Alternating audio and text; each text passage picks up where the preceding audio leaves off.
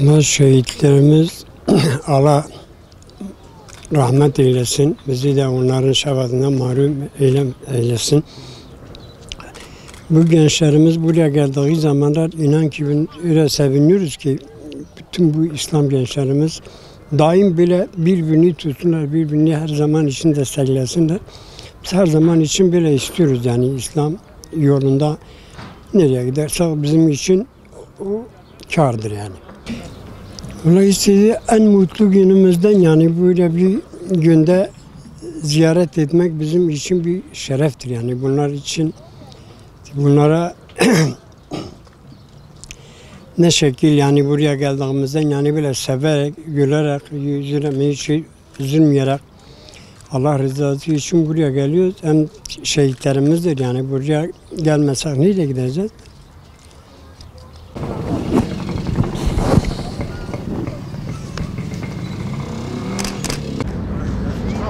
Annem Robin. شهادته وقبيلته قضي تعالى إيشان جيوم جزاك قضي أقوى منافقار ليلة إيشو قضي تعالى والحزورة وفريشان لك حقي والمنافق والظالم ليلة يعني أدب قضي تعالى حقي والنهيلة أوجد خوازير وأوجد لك كلاتي خو زاروكي خو أبونا أوجب زاروكي خو العيدة بقريانا خدايا عالمي حقي والنهيلة قضي مكاني وبجنتك قضي تعالى الرحمة خلوان بك جبو خاطري خدي وديني خدي مجادله كرنا ومنافقه جوان شهيد كريه خدي تعالى حقي وانا ان شاء الله حزار رحمه خدي الرحي وان به خدي وانا نورا خو خيرنا ورحمه خو خير خدايا عالمي حقي وانا الارزان ومنافقه ان شاء الله بنا وكاي ما بات شهيده اوجي الساق بنا الدنيا بنا بمرب جبو ديني خدي مجادله كرا خدايا عالمي حقي وانا ان شاء الله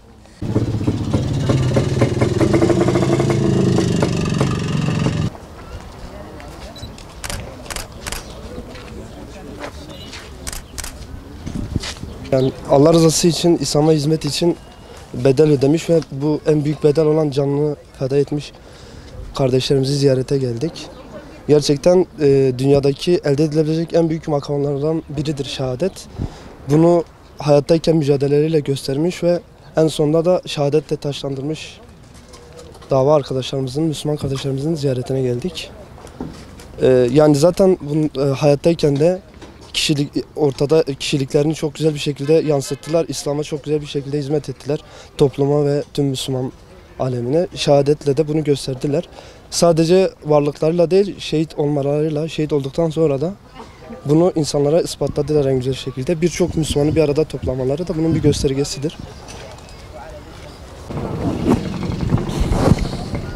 Buraya gelmemizin yegane sebebi elbette ki geçmişte onlarla onun gibi olan diğer şehit arkadaşların sayesinde onların dökmüş olduğu bu kanlarla bugün buralara gelmişiz. Buradaki ziyaretimizin yegane sebebi bizlerin onları unutmamamız, onlarla beraber olmamız sonuna kadar. Geçmişte nasılsa bugün de aynı şekilde o şekilde onlarla beraber olduğumuzun göstergesidir. Bizim bugün burada bu şekilde rahat bir şekilde durmamız, olmamız hepsi onların sayesindedir. Bizim hiçbir şekilde onların vefatlarında şüphemiz yoktur. Çünkü Kur'an-ı Kerim'de Allahu Teala ayet-i kerimede beyan ettiği gibi şehitler ölmezler. Biz bunun inancını, bu itikatta olduğumuz müddetçe biz her zaman, hele bir de bu özellikle 6-7 Ekim olaylarında şehit olan kardeşlerimizin yanında olması hesabıyla ziyaretlerine geliyoruz. Bu ziyaretler elimizden geldiği kadar, biz her ne kadar bayramda da ziyaret edersek bizim gönlümüzde onlar her daim vardırlar. Ama bayram genel olduğu için biz her bayram elimizden geldiği kadar ziyaretlerine gelmeye çalışıyoruz.